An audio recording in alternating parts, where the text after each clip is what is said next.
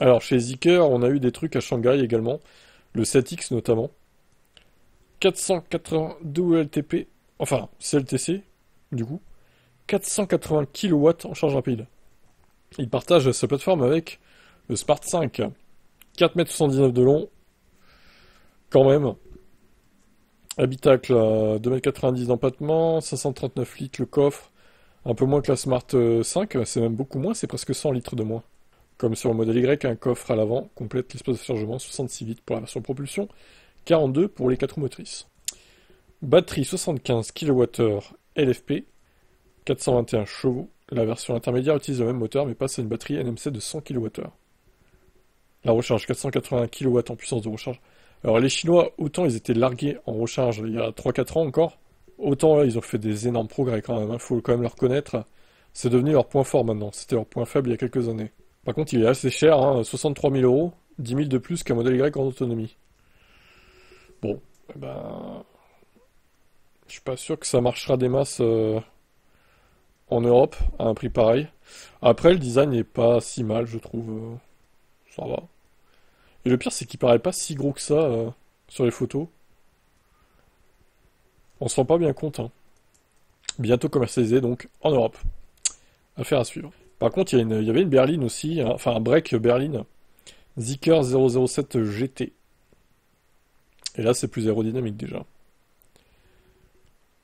Mais c'est vrai qu'il y a quand même un air avec le design. Faut reconnaître. Juste qu'elle est moins haute, quoi.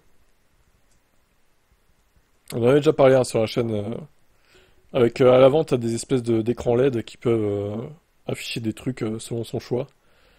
Pas mal, après ça fait un peu gadget du coup. Le coffre est de 1737 litres, siège rabattu. T'as même un frigo de 10,2 litres sous le plancher. Magnifique. Bon, utilité moyenne, mais si tu veux emmener ton pique-nique, pourquoi pas après, hein.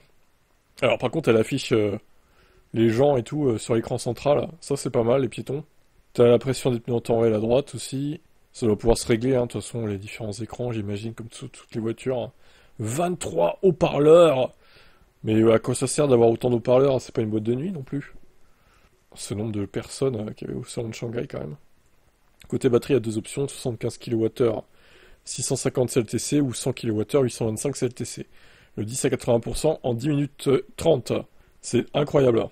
La vitesse de recharge, encore une fois, c'est vraiment l'avantage des Chinoises, hein. Quand bien même ce serait que pour la 75 kWh 10 minutes 30, c'est exceptionnel le record, quoi.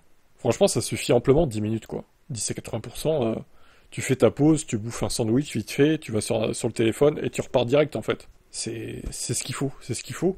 Il faut limite, je dirais qu'il faut même pas moins, en fait. Parce que c'est pas suffisant, après. T'as pas le temps de pisser, t'as pas le temps de bouffer, t'as pas le temps de te reposer, de te dégoûter les jambes, quoi. Non, 10 minutes, c'est bien. C'est vraiment parfait, quoi. Ok pour ça. Bon bah, Zeekr à surveiller hein, en Europe, hein. Ça va faire mal, hein. Allez, hop, on continuera plus tard avec d'autres marques.